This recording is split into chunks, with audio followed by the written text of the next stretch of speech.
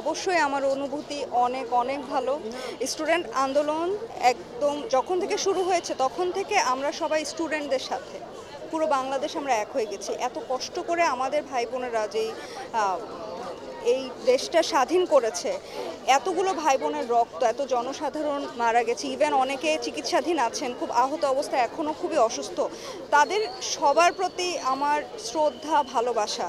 মানে আমার মনে হয়েছে যে এই স্টুডেন্টদের থেকে আসলে আমরা শিখেছি, ওরা আমাদের মানে ওদের থেকে আমরা শিখছি যে কিভাবে একটা স্বাধীন দেশ অর্জন করা যায়। আমাদের আসলে বাক স্বাধীনতা ছিল না, এখন আমাদের বাক স্বাধীনতা আছে।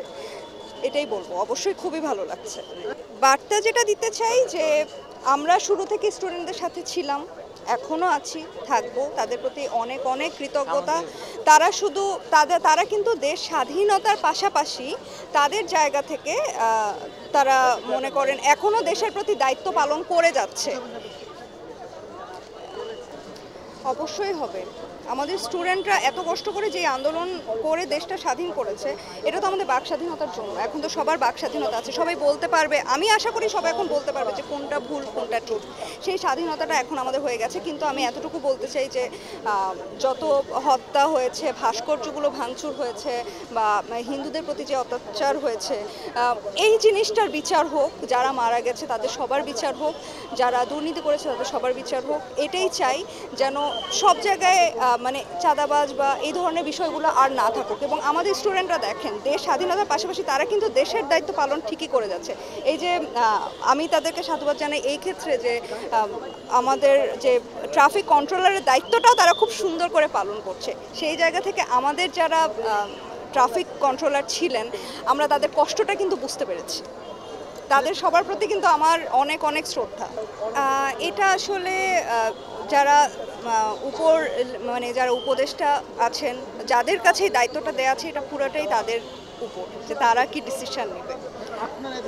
না, আমি এখানে সাধারণ জনগণ, যেটা দেশের জন্য ভালো হবে এরকমই কোনো ডিসিশন নেওয়া হচ্ছে। Thank you. অরাজকতা বন্ধ করব এবং আমরা একটা নতুন দেশ, নতুন সময়ে এগিয়ে যাব ভালোবাসা নিয়ে। বলুন, আমরা পারবো। সবাইকে ধন্যবাদ। এখন আমরা ঘাসফড়িং কোয়ারের গান শুনবো।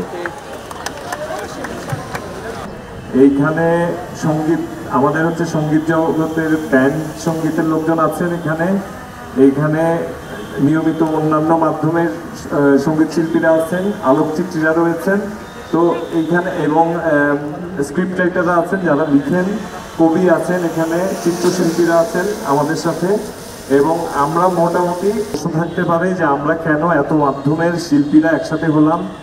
এইখানে আছেন থিয়েটার কর্মীরা, থিয়েটারের হচ্ছে কলাকুশলীরা, এখানে আছেন চলচ্চিত্র নির্মাতা, শিল্পাচার্য জয়নুল আবেদিনের ভাস্কর্য ভাঙা হয়েছে।